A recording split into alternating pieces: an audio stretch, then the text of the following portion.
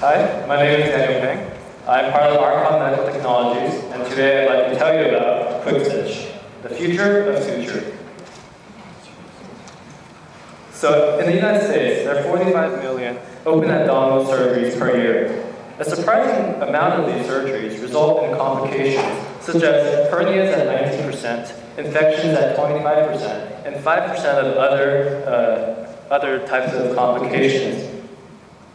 And these are a couple of pictures I'd like to show you about the possible complications that can occur if the abdominal wall is not closed properly. Ischemia can occur if the abdominal wall is not closed too tightly. And in this case, the tissue will actually be squeezed, and the tissue will die and turn black, as you can see there. Hernia and evisceration occur if the abdominal wall is closed too loosely. Eventually, the tissue will just break open, and the organs will come out, and you can see what happens in those cases. These complications are dangerous, expensive, cumbersome, and they cost the healthcare industry $2.5 billion every year. The Center for Medicare and Medicaid Services, or the CMS, is currently removing all types of reimbursement to surgeons who have induced infections. So what this means is that if a surgeon has a patient who's infected, now they have to pay for it out of his own pocket. On top of this, the recent Obamacare, the Affordable Care Act of 2010, has invested $50 million in evidence-based preventative care. What this means is that instead of treating the cancer, we want to prevent the cancer. In our case, instead of treating these horrible complications, we want to prevent it from happening in the first place. So before I show this, I'd like to warn you that it's a little bit gruesome as we are a medical device company, but this is the current standard of care. So you can see here that the tools that the surgeons are using are primitive, and they've been the same for the past decade. You can see that there's a metal malleable, and there's a needle and a suture, and basically I want to point out that the malleable is like a cutting board that prevents the internal organ from being pierced. The surgeons have to move it around every single time they want to do a new suture. Clearly you can see that it's very ineffective. The internal organs are going everywhere. They're going on top, they're going like around the malleable, and this is an example of evisceration. In this case, actually, it's okay because the surgeons can fix it right up right after this happens, but imagine this happening after the surgery. The patient walks out and this happens. That would be very bad. So now I'd like to show you QuickStitch. So this is a very intuitive design. It's like a plier that basically transfers the needle back and forth. And immediately you can see that it basically replaced the malleable that you saw in the last video. This is because the needle is completely contained within the arms of the device. And now the surgeon can focus on making very consistent placements along the abdominal line. So this device helps the patients by reducing complications and improving the time of healing. It also helps the surgeons because now you have faster surgery by 15%, and you reduce the amount of mistakes that you make. And finally, this also helps hospitals because now there are fewer rehospitalization and there's fewer malpractice suits. And finally, I'd like to emphasize that because our device replaces some of the tools that are used in current surgery, now you require one less surgeon per procedure, and that's huge. This is an inside look of how our device is built. So you can see that it's very simple. It's 10 to 15 pieces, costs $30 to make currently. So on top of simplicity of building, it's also very cheap, and most importantly, it's very easy to use. And I'd like to emphasize again that because it replaces some of the tools that were previously shown in the current standard of care, reduces the amount of surgeons needed in the operating room by one person. The gastrointestinal market is $14.6 billion a year, and it's projected to increase by 4.6% a year. Our product is within a niche in the market that no other company has explored successfully before. Now I'd like to turn it to our business partner, Brian, to talk about the financials. Thank you, Daniel. So right now, we have a plot of all the products that are currently available for any sort of suturing.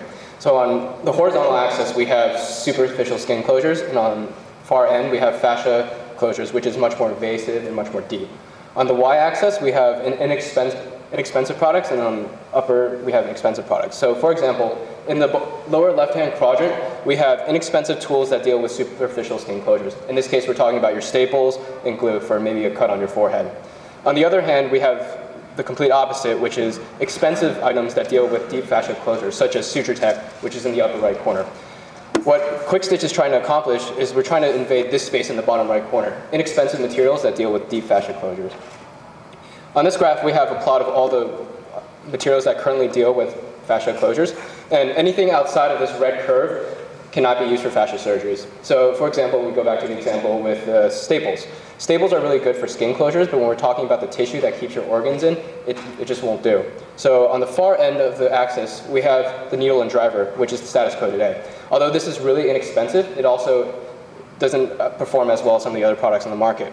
On the other hand, we have really expensive products that perform better, such as Abra and SutureTech. But these products have their own different problems. For example, Abra is for a very specialized group of surgeries, and SutureTech is very expensive. It costs around $3,000 per instrument. What QuickStitch is trying to accomplish is we're trying to have an inexpensive tool that also offers a high performance. Currently, Archon Medical Technologies has intellectual property in our QuickStitch design. We have a provisional patent filed, and we also operate as a limited liability company in the United States. And we also have a letter agreement in place for a 2 to 4% Envision royalty. Currently, we are in a prototyping phase of our development. We have around 10 to 15 working prototypes. And we also have FDA connections so that we can gain inevitable FDA clearance through a 510 regulatory pathway, which takes on average 2 to 3 years. Finally, we are in the animal testing phase of our product, so we're testing on swine tissue right now to see how our prototypes work. This is a bit more graphical representation of our schedule. Currently, we are in the R&D phase of our product, which will be done around the middle of 2013. Starting after that, we have our clinical trials, and then we're going to gain FDA clearance near the beginning, first quarter, second quarter of 2015. After which, we'll begin initial sales of our product. And in the future, we will have options to either exit the market or expand based on how the market is doing. So we're seeking to gain $60 million in 2 separate rounds of investment. In the first round, we're seeking $2 million, and this is mainly for prototyping, R&D, patent filing, and FDA clearance. Along with this, we're seeking to get a small-time manufacturer to help us on clinical entry. In the second round, we're seeking $14 million, and this is to really push us from the small clinical trials to a medium to large-scale manufacturing. This is where we're experiencing optimal growth, where we're not only using a small group of surgeons to use our product, but we're expanding nationally, and we're promoting our product through publications and also through science conventions and new medical technologies. This is a graph of our projected revenue. So as a baseline, one surgeon every year performs an average of 100 gastrointestinal surgeries per year. Our product costs $100 per surgery, so each surgeon on average gives us $10,000 in revenue per year. In the first year, we already have a dedicated group of 10 to 15 surgeons at Johns Hopkins Medical Center and the University of Maryland Medical Center to use our product. So 15 surgeons at $10,000 per surgeon is $150,000 per year. And starting from the second year of operation, we're really hoping to expand this core base of 15 doctors to around 30 and even 45. So that goes from 30 to 300,000 to 450,000. Starting from year 3, that's where we experience our optimal growth, where we start expanding to other academic medical centers. And then from year 4, we start getting to community hospitals and device distributors, which really handle the bulk of all sorts of gastrointestinal surgeries. An interesting thing to note is that in year 5, we're projecting $4 million of revenue. $4 million of revenue is actually only 400 surgeons. If you consider the number, 400 surgeons in a $14.6 billion industry, we're making a hefty profit of over $2 million at less than 1% of market share. And imagine where we can go at 10%, which is where we envision us to be in the future. Aside from the 3 of us, we also have a wealth of experts that are giving us advice on our products and how we should enter the market. So at the top, we have Yusuf Yazdi, who has 20 years of experience working at the Johnson & Johnson subsidiary, Ethicon, which deals mostly with Johnson & Johnson's medical devices. Aside from this, we have our clinical sponsors, doctors at the Johns Hopkins University that are not only eager to use our product, but are offering constant feedback to deal with the ergonomics of the product. We also have an FDA clearance consultant that will really push forward our FDA approval, and we also have medical device consultants that really advise us on how to penetrate the market. Ladies and gentlemen, we are Archon Medical Technologies, and we are the future of suture. Thank you for your time.